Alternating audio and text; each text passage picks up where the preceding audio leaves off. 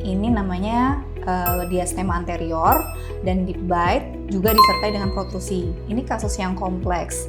Menurut saya ini nilainya 9. Dibutuhkan waktu perawatan yang cukup lama ya, karena kasusnya kompleks, karena butuh perbaikan di rahang atas dan perbaikan di rahang bawah. Jadi kayaknya nggak bisa cepet nih, bisa kira-kira 1,5 sampai 2 tahun. Itu pun juga kalau pasiennya kooperatif, mau menerima perawatan dari dokter spesialisnya dengan baik.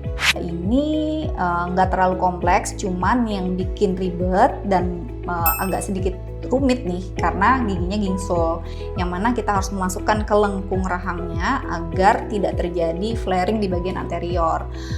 Menurut saya ini ratingnya di 7 ya teman-teman.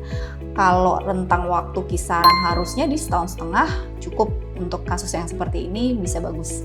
Nah, untuk kasus yang keempat ini lumayan oke ya, sulit, kompleks karena ada kehilangan gigi yang di bawah dan yang atas itu juga maju banget.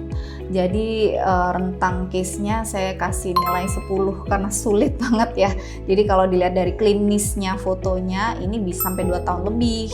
Tapi kalau misalnya pasiennya rajin kontrol, ada kemungkinan bisa kurang dari itu.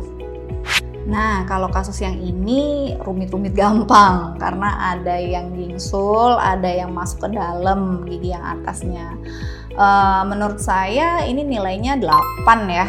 Yang penting pasiennya mau dicabut. Kenapa harus cabut ya? Karena yang atas tuh beresakannya parah. Jadi kalau mau cepet bisa 1,5 tahun selesai, kayaknya harus dicabut. Nah, kalau misalkan nggak dicabut, ada kemungkinan progresnya jauh lebih lambat dan bisa lebih dari 2 tahun. Nah, untuk kasus yang keenam ini sulit ya, karena ini sepertinya ada kebiasaan habit yang salah. Jadi kayak dia mouth breathing, jadi bernafas dari mulut sehingga rahangnya mengecil, kemudian ada open bite dan mungkin ada kebiasaan buruk juga dia ngempeng dulunya waktu pas masih kecil. Jadi menurut saya ini nilainya rumit di 10 dan perawatannya bisa jauh lebih lama dari 1,5 tahun, jadi bisa 2 tahunan gitu. Tapi yang penting pasti bisa kok diperbaiki selama pasiennya kooperatif dan mau mengikuti prosedur perawatan dengan spesialis ortonya.